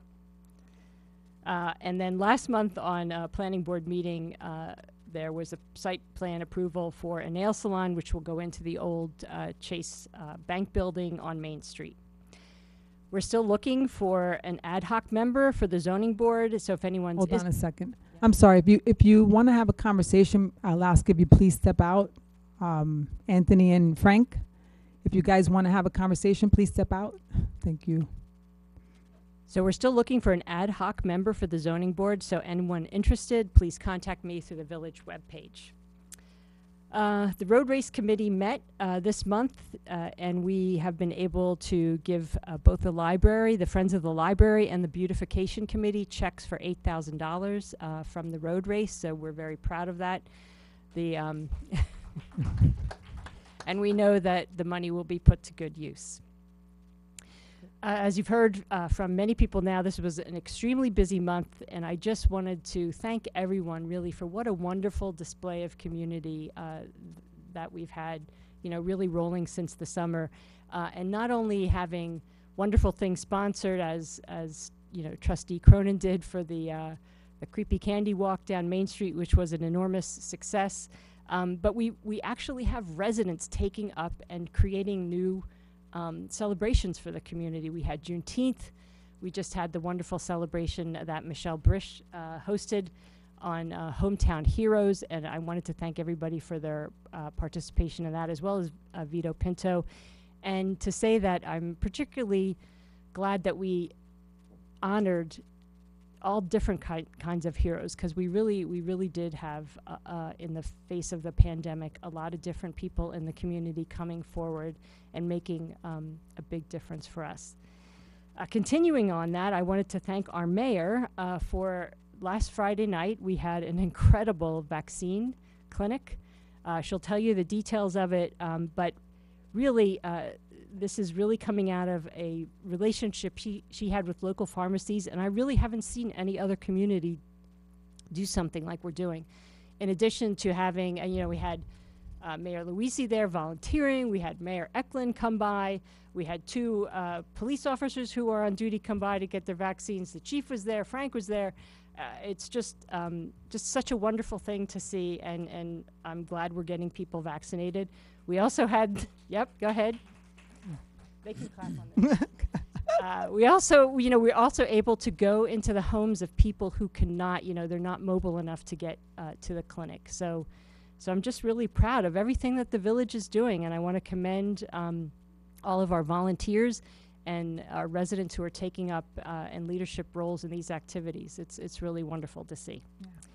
So just want to wish everybody a safe and wonderful Thanksgiving.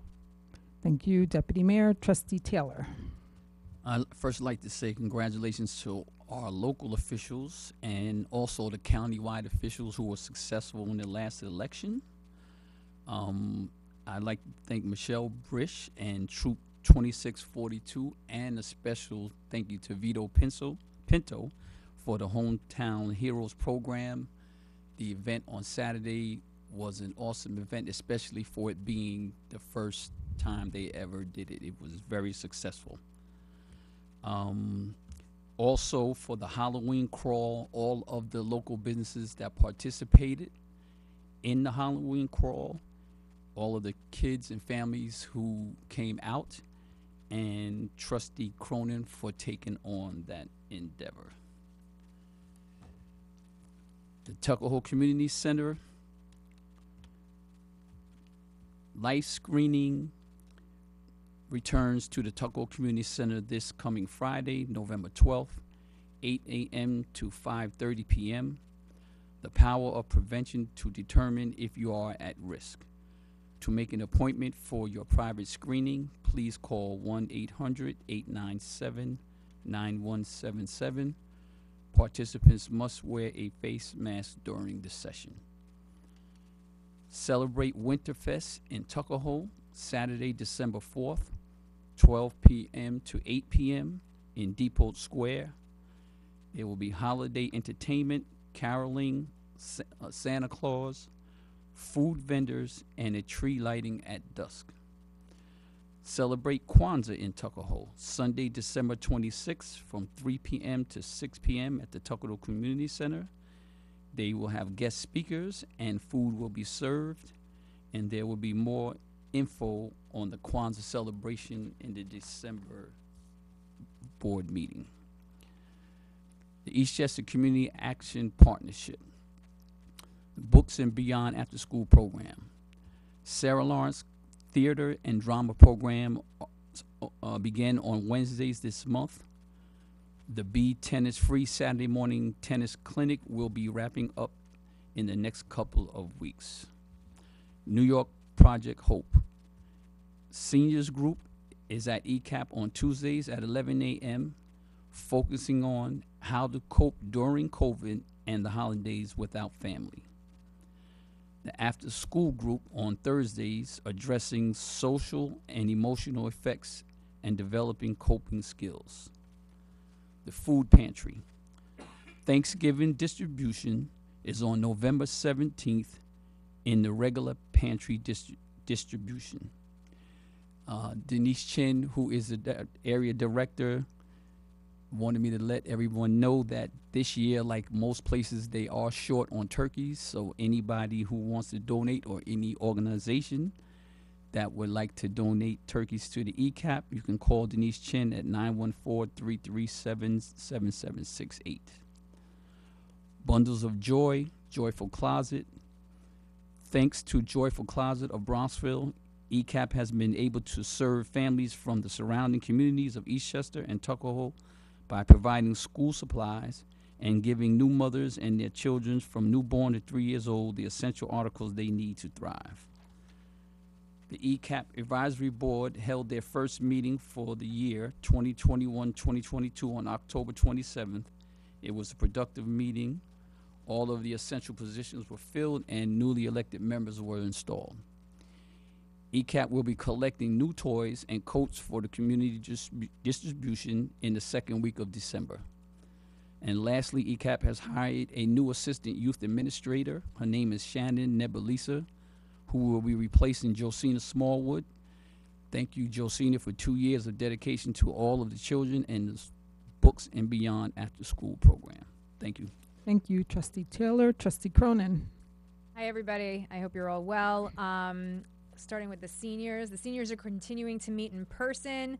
I had the pleasure of calling bingo last week and celebrating my birthday with them. A big thank you to the mayor for coming by and her generous donation to the final pot. Their monthly membership meeting is this Thursday, the 11th at 12:30. They wanted me to note that the seniors are taking donations of costume jewelry for their annual jewelry sale. So this is one of their top fundraisers for the year. So if you're looking to clean out your closet and you have costume jewelry, you can either bring it to Father Fata Hall on Tuesdays or Thursdays, or you can give it, not give it to me, you can call me or email me and I will come pick it up and drop it off on their behalf.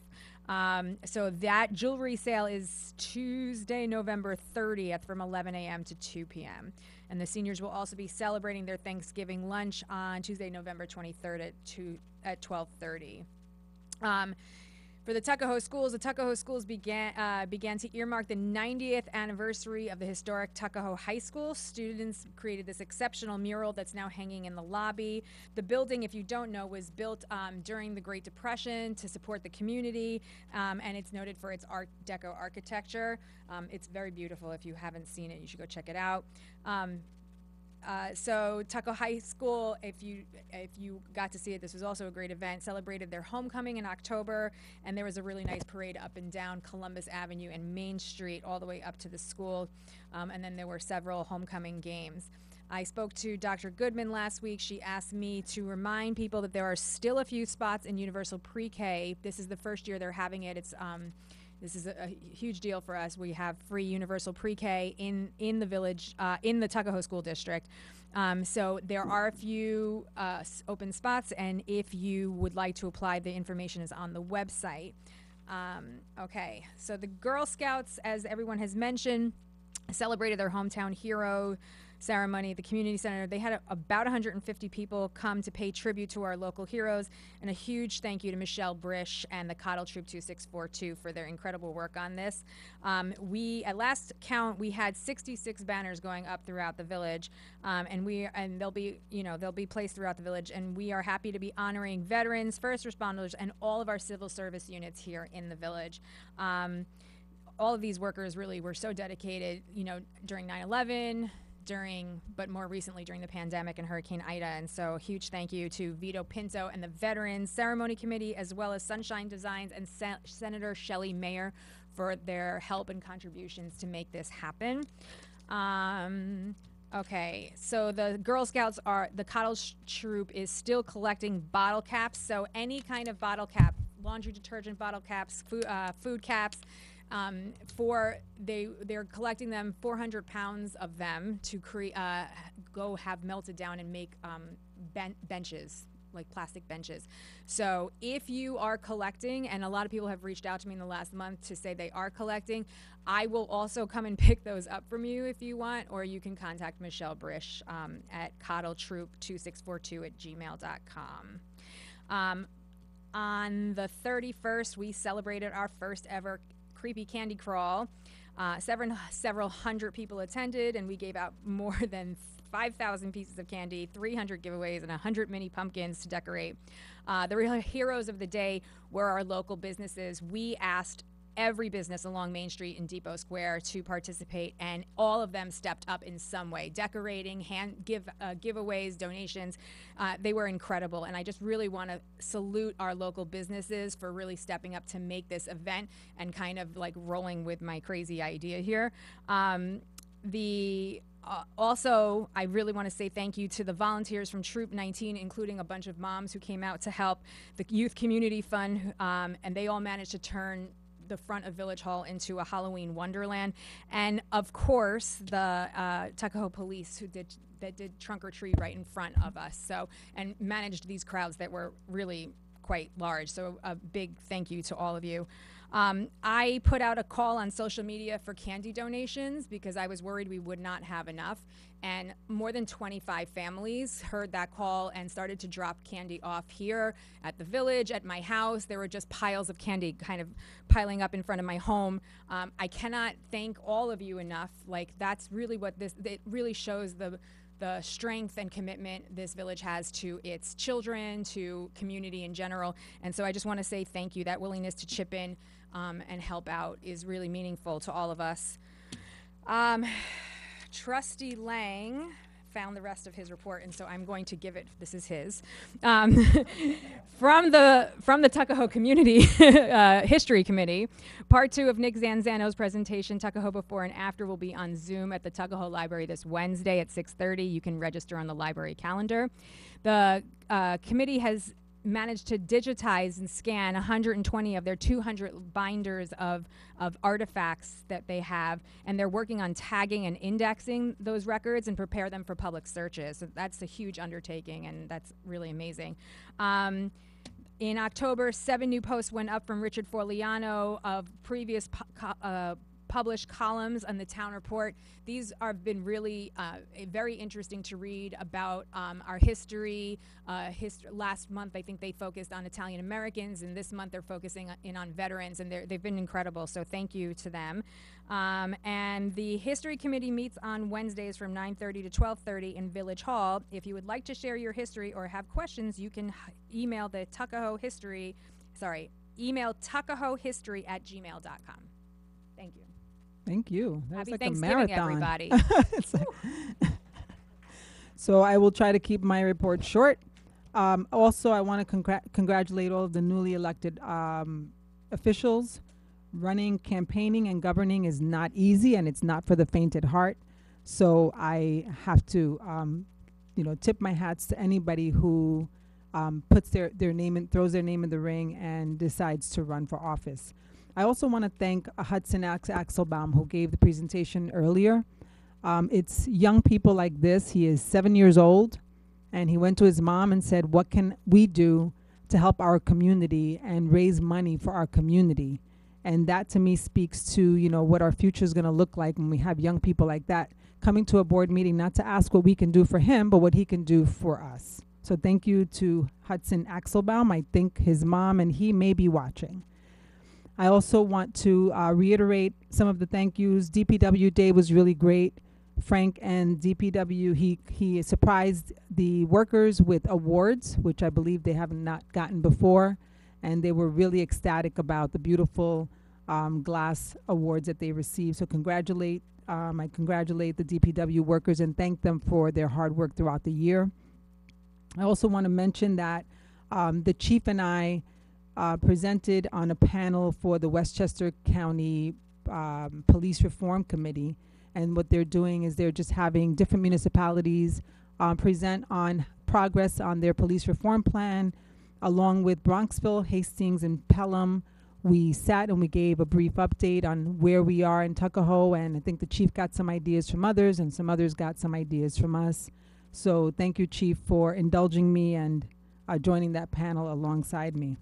I also want to thank the police for their Pizza with the Police. We have a lot of different events that the police do and to the chief's point that they're not paid for. They do it because they want to, and they really believe in community policing, and so that really creates a bond between the community and our police department. So I thank the police for always putting themselves out there to do extra. And I want to give a special thank you to Trustee Cronin, who I know does not like credit for things, but she's just really gone above and beyond, the events that we're having in the village. I mean, I just throw something out. Hey, can you do movie night? Sure. And that's a Herculean task. And she does it. So I want to thank you, Kara, for the Halloween, the creepy candy crawl, the movie nights in the park in the summer, Tuckahoe Cleanup Day. She'll take leadership if you just ask her. And she's got a lot of great ideas, and she brings a lot to this community, and I appreciate her being here. So thank you very much for these events that bring the community together. Well, I guess I'm never going to be able to stop you from clapping, so I'll just stop asking. I also want to congratulate Anthony Serrano of the TPD. He was very excited for winning the chili cook-off and at the Broken Bow. But I also want to let you guys know that chili cook-off was put in place to raise, and actually they raised $4,000 for the Ray Pfeiffer Foundation to benefit the 9/11 first responders that have medical needs that are not covered by insurance companies. So it's important to note that there are still people dealing with the aftermath of 9/11 and are suffering medical issues because of it. So thank you to the Broken Bow. Yes, that deserves an applaud. So the Village Hometown Heroes started at a goal of 45 banners, and that is not good enough for Vito Pinto. He said, no, 45 is not enough. So they've worked, and they're actually now, Trustee Cronin, from what Frank says, at 70 banners. So they have really, really gone above and beyond honoring our veterans, first responders, and residents who have really contributed to our community over time. It's important to also let you guys know that next year, Tuckahoe celebrates 120 years. 120-year anniversary is next year. And so we've been talking a little bit about what can we do to celebrate those 120 years. We talk about how important our history is. So once the Hometown Hero banners come down in the spring, they'll go up, by the way, on Wednesday. Is that right, Frank? The hometown. So you'll see the banners throughout the village beginning Wednesday. We will be replacing those banners with 120-year anniversary banners, celebrating our 120 years. So I think that's really a great change over of banners. And I look forward to celebrating. If you have any ideas or would like to propose something that we could do to celebrate 120 years, please email the board, and we'll put you to work. Because if you say you want us to do something, we're just going to ask you to do it. So thank you in advance for those who are going to come forward. Also, I want to welcome some new businesses. It looks like people are getting back on track. We celebrated, Trustee Lang mentioned, the Juice House of Tuckahoe. We did their ribbon cutting a couple of weeks ago, and also Bargello's Needlepoint is also a new business that's come in, and we have some that are coming in, the nail salon and beautiful eyelash place and Odo's restaurant. So we have, our business community is beginning to get back on track, and we're filling some of these storefronts that people have been complaining about. So I wish these businesses all the best, support your local businesses, and I'm happy that they're here. I also want to thank George Latimer. He gave me a call and, sat down, had breakfast with me to talk about some of the issues that are impacting us here in the village. And two issues that we talked about are the crisis mobile units, which I believe the police department has already begun getting the training. So there is, I think it's 7 mobile units throughout Westchester. And he's very keenly aware of the issues that we are experiencing in the village with people who are suffering with mental illness. I know Deputy Mayor Howell has had a lot of conversations with the county and with residents and their families. So we want to make sure that we are not forgotten when the mobile units are running, up and running, which is coming soon. We also talked about flood mitigation in Tuckahoe, and we will be setting up a meeting with our DPW and the county DPW and our elected officials, including George Latimer's office and Jamal Bowman's office, who offered also to come together and talk about the money that we could receive here to help with some mitigation. So I want to thank our elected officials who partner with us when we need them. Deputy Mayor Howell mentioned the vaccine clinic. Many residents have been, reaching out and asking for a clinic in the village. Some have made appointments and they get to CVS or Walgreens and they're all out, or they don't have the vaccine that they want. So we were able to get our two partners that have worked with us in the past, Adam from Sedgwick and Ronnie and Victor from Allure Pharmacies. We really, really owe them a debt of gratitude. They come in the evening so that it's easier for people who work during the day and are, just kind and gentle, and people who are afraid, they hold their hand. So I really appreciate them. We vaccinated 74 people with the COVID vaccine on Friday, and 27 people got the flu vaccine. So thank you to them. I also want to thank the volunteers, members of the board who were there, as well as Greg Luisi, mentioned earlier, the former mayor, and his wife, Diane Luisi, Dean Richmond, one of the young people, Cassie Savage, Noreen Yancey, Francis Ozeroff, Liz Caparella, Marilyn Graham, and of course, John Galuzzi, who, goes above and beyond to get the community center ready for us. So I also just want to let you know that in November, I will not have office hours on November 10th, 17th, and the 24th. So if you'd like to contact me and would like to meet with me, you can either email me or contact Village Hall, and we could work out a mutually convenient time to meet and to talk. And that's it for me. This month, we set apart this month for a month of gratitude. I encourage everyone to spend some time thinking about the things that you're grateful for and have a great Thanksgiving alongside your family. If you're available on Thursday, we do have a Veterans Day ceremony. I think it's on the Village Facebook page if you want some details. There's a service early morning, and then at 11 o'clock, there's another service followed by lunch. I think it's at the Quarry. Yes, the Quarry. And that is it from me, Tuckahoe. Have a good night. I make a motion to close the meeting.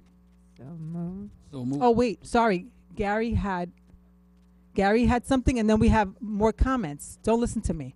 So I'm sorry to the Planning and Zoning Board. The Zoning Board meeting will be at Village Hall. The board will be here, and the public In person. In person. Okay. The public's welcome to come down and participate there. They'll also have a Zoom option. So if they're uncomfortable coming down to Village Hall, they can do it by Zoom. So, and the Zoom information will be online on our website. Village Hall's website. If you go on the calendar, the specific day, and then the meeting, right, they'll give you the link to the Zoom. And it'll be on there the day of or beforehand?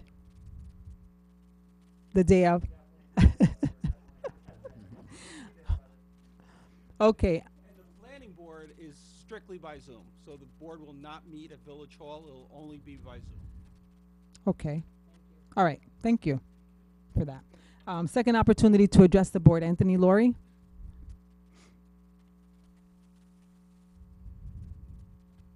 Good evening, Mayor. I know you mentioned half of it, but Veterans Day being Thursday, we are having church services at the Assumption Church at 7:30 in the morning. And then at 11 o'clock, we're going down to the Parkway Oval and having our annual service at the monument, which is about 45 minutes. And so that's what I wanted to let you know, and I didn't mean to disturb your meeting. No, it's okay. Just thought I had mentioned it to Frank, and I had mentioned it to the chief. Anthony, is the service at 7 a.m. or 7:30? 7:30, church services at the Assumption Church. Okay. Thank you. Thank you. Thank you for that. Anyone else want to address the board on any agenda items? I mean, on anything, including agenda items. It's late. I mean, what do you want from me? Ringwald, 6 Hollywood Avenue East. So thanks for this opportunity. First, thanks for all your hard work, and I think my heart missed a few beats when you told me about the signage, as you well know. I've been working on that since Mayor Eklund's been here, so See beautiful that? to hear. Beautiful. See that? So anyway, tonight I'm here representing the Tuckahoe Environmental Sustainability Committee, which I am a part of. And one of the things that came to our attention is the amount of trash that's been in the streets. It's another initiative of mine that I've pushed previous administrations to do something about. There's only so much that the DPW can do, and I see they clean up spots, and in no time they're a mess again. Especially places like the commuter parking up by Crestwood. I mean, entire pizza boxes and empty cases of beer and whatever are just tossed. I've lived in this village nearly 40 years. It's a beautiful village. I love it here. There's really, the only reason I'm still here is because I really love it here. I can go anywhere I want. Kids are grown, gone, all that kind of thing, but I want to stay here. And, I participate and try to help out wherever I can. So I'm not scolding people. I'm not trying to get you to do more than you already do. I'm really just coming up with suggestions. Tuckahoe Trash Cleanup Day is a beautiful thing, but it's not a long-term solution. So, how do we get people, the handful, the minority of people that continue to litter, how do we get them to stop? Trustee Lang mentioned the beautiful spot, down by the train station, and then, I bet you in no time you'll find coffee cups and pizza boxes and whatever thrown in the bushes. Who's going to clean this up? And why does this keep happening? So I know large municipalities over the years have come in with strict rules, littering, and et cetera, and that's one way to get it done. So I'm asking, should you guys, would you guys consider posting signage, say? If you get caught littering, you'll be fined $1,000. Hand out a couple of $1,000 fines, and things will turn around pretty quickly. I personally, along with a bunch of other people, I've worked with the Bronx River Preservation Society. I go around and pick up garbage myself. You go back a month later, and it's there again, and again, and again. And again, it's a minority of people. I've spoken to a couple of business owners, people who own small sections of plazas, and they're constantly cleaning up after people. So how do we change people's behavior? Other than fines and enforcement, I don't know. But it's the broken window theory. You see garbage on the floor and you have a piece of garbage in your hand, you're likely to drop it. You go to places in Texas, not that I'm bragging about Texas, but there's no garbage on the street. I mean, it's just not there. Years ago, New York City was cleaned up very, very quickly. So I can only imagine it was due to some serious, fines and whatever. So whatever you guys can do would be good. Hold business owners responsible for their sidewalks, homeowners and apartment dwellers responsible. This whole marijuana thing. Thank you for that. But I wish, as was brought up by one of the trustees, it would be nice if you could ban cigarettes so you wouldn't see 50,000 cigarette butts in the street. They get washed into the storm sewage, and people just don't care. And again, I think it's a minority of people, and it's a bit of education. So whatever you can do to help us turn this around. Going out every 3 or 4 months, picking up everybody's garbage is not the solution. Thank you. Thank you. Thank you. There was another gentleman. Mm-hmm.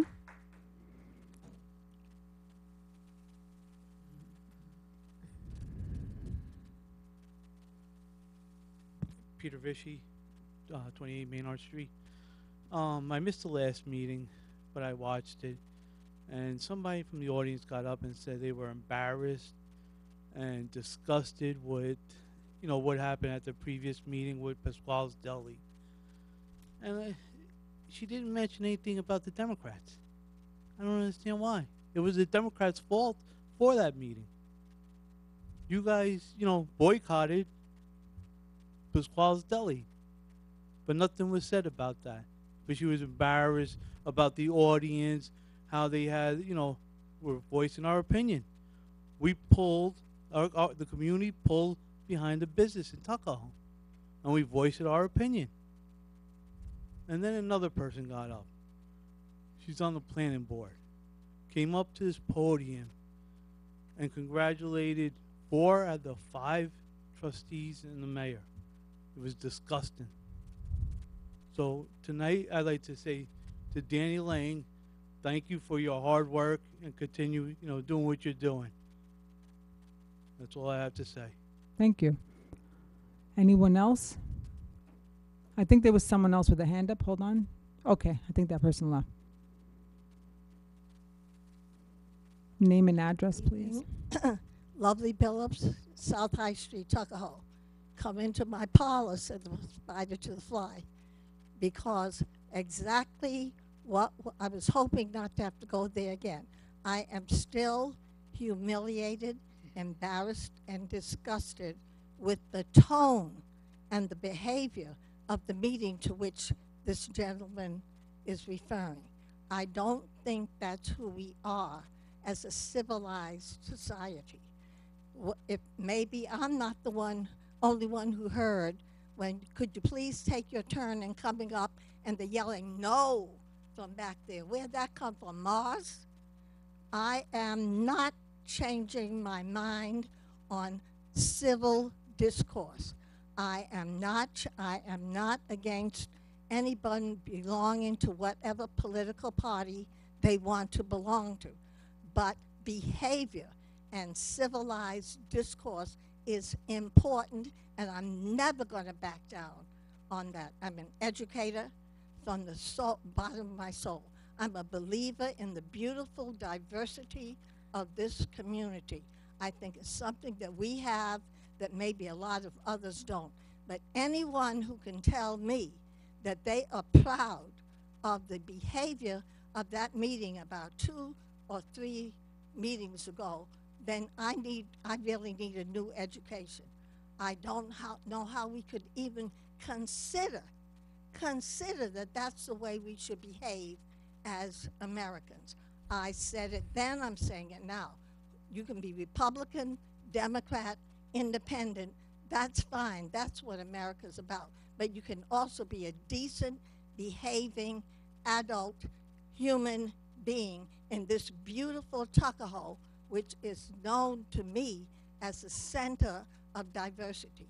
And to ship in outsiders, and I'll say that, and somebody can make me wrong, to come in here and degrade us to that level of inhumanity is disgusting. So I was hoping it wouldn't come up again, but I'll take that on until my gray hair turns red. And I mean that thing. Okay. I mean that thing. This is, and to come and bring it up again and try to justify it, it's not against your position, it's against your behaviors. Grow up, become independent and decent and respectful. Remember when the mayor said, could you please take your turn in coming up to be addressed? And what was no, who are you? Now you don't tick me all the way off here. This is ridiculous that you could justify that. Stop it with the partisan stuff in your businesses. When I go to buy a salami sandwich, I don't want a Republican or Democrat or independent mozzarella ball. I want the best you have in your business, period. Oh, goodness, I didn't think I was going to get this upset. But Okay. I really, this did it for me again. We can take it on over and over and over. You can pick your council people, whoever you want. That's up to you. We're not talking against the right to debate. They're not talking the right to have discourse. We're talking about civility as human beings. What's happening to us here in this nation? But Tuckahoe, I'm going to stand for you're the strength of diversity. Don't let anybody pull you down to another low class level. I can't stand it. I'm telling you now, I'll take it on. Whoever just spoke, come back up and I'll come No, back no, Miss Lovely. I need to allow other people to also speak, Miss Lovely. So can we? bringing in people from all over to come in here and act like a bunch of fools. Now Okay, to go to the better side of what I thought I was going to be saying tonight is congratulations to this board and to In all the years I've been here, I have not seen the DPW get the kind of respect and adulation and congratulations that they got at that. I wasn't able to be there. My house, the back of my house faces that, and I heard all this music and stuff. I didn't know what it was, because if I had known it, you get short-term memory. You get a little old, hair turns gray. But thank you, board, for whoever did that, for recognizing the DPW. If you go back over the years, I've always said how proud I was of the job that the Tuckahoe DPW does.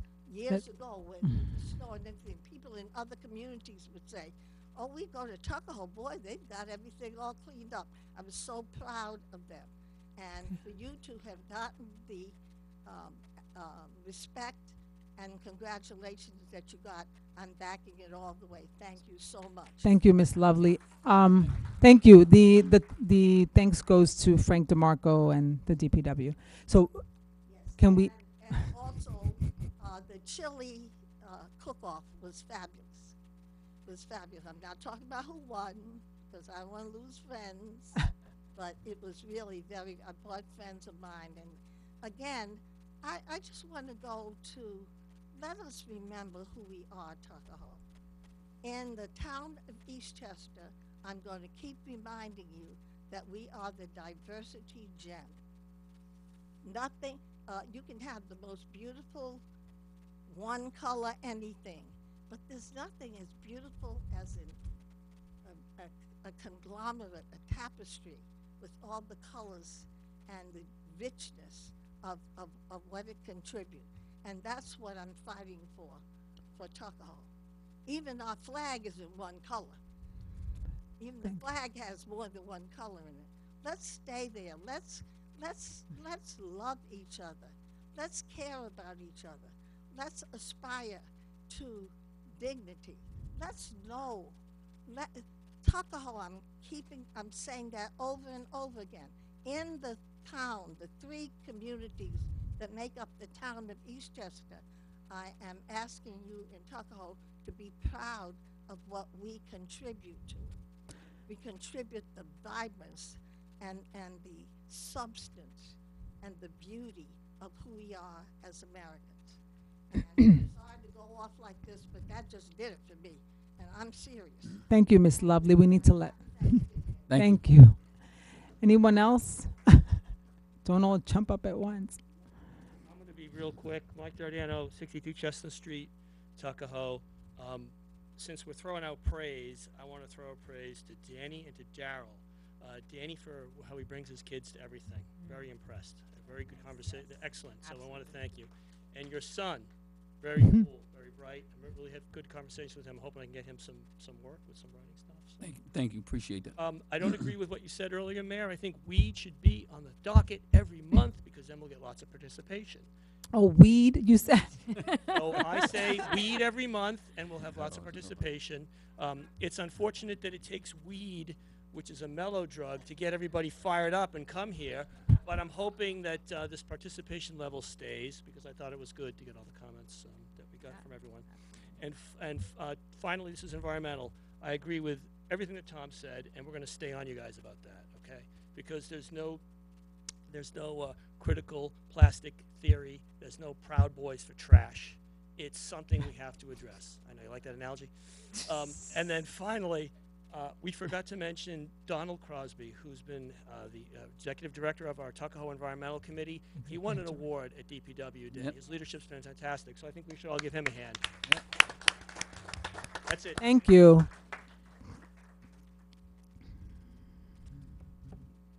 Hello, everyone. I'm so sorry to prolong this. So sorry. Jeff Zuckerman, 24 Bronx Street. 2 things. First of all, I have a wife who, Claire Gorman, she walks around this village all day long, Donald, with a bag, a trash bag, and she picks things I've up. seen it. I've seen Not her. exaggerating in any way. We walk the village 3-4 miles a day, and she's picking up trash the whole time. So I understand exactly what he was saying. And lastly, lovely, you know I stand with you. every minute of every day of every month of every year. You will never be alone in what you said last time, this time. Never. I will always be with you against ugliness and hatred and bigotry. Always. Good night, everyone. Okay. Anyone else? If there's no one else that has, okay, yes.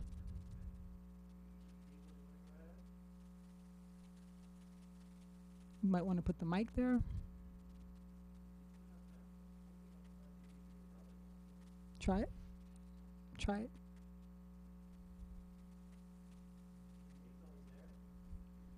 Mm-hmm.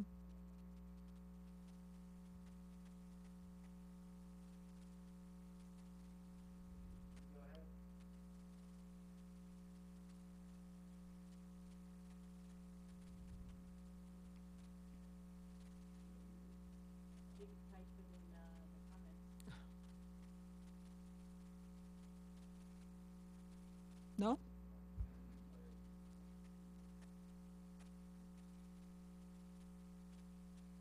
Hazel, if you can hear and you want to make a comment, now's the time.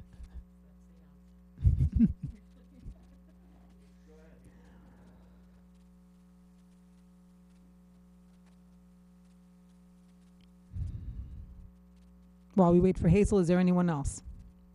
Okay.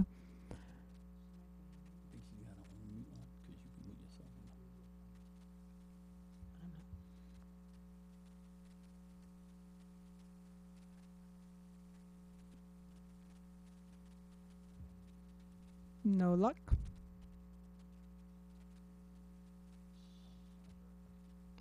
Okay. She doesn't have her own mute on, does she? Okay.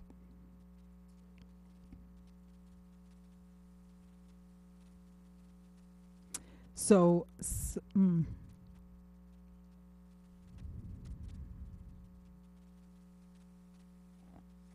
apparently people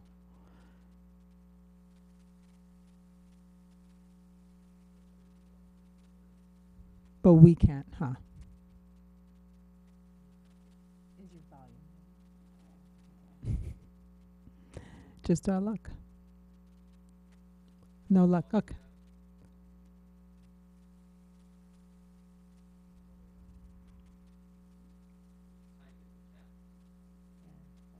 Thank you.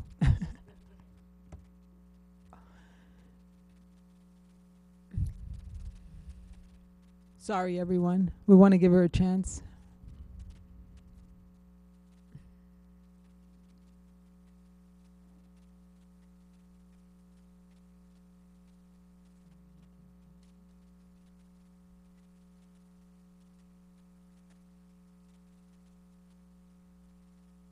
Oh, that's her cousin. So someone is saying they're going to type in the chat what she's saying.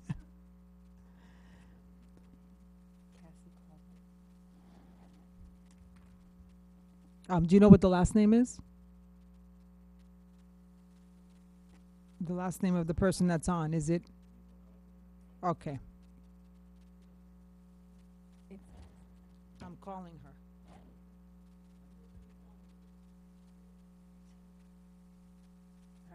No, but I'm putting her on the mic. We can't hear you, so can I put you on the mic? Hello? Yes, I can. I'm going to put you on the mic, okay?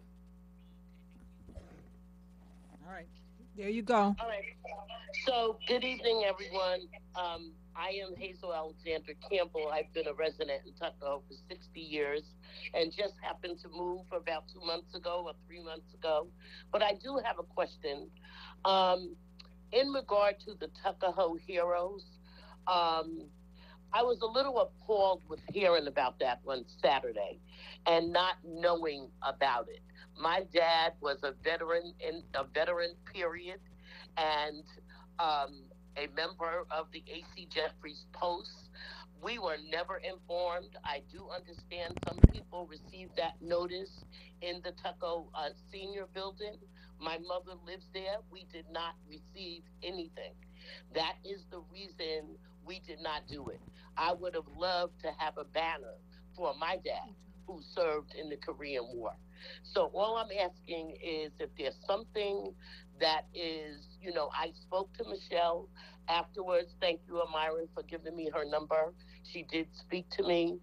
And she said she's been advertising since August. I did not see anything about this ever.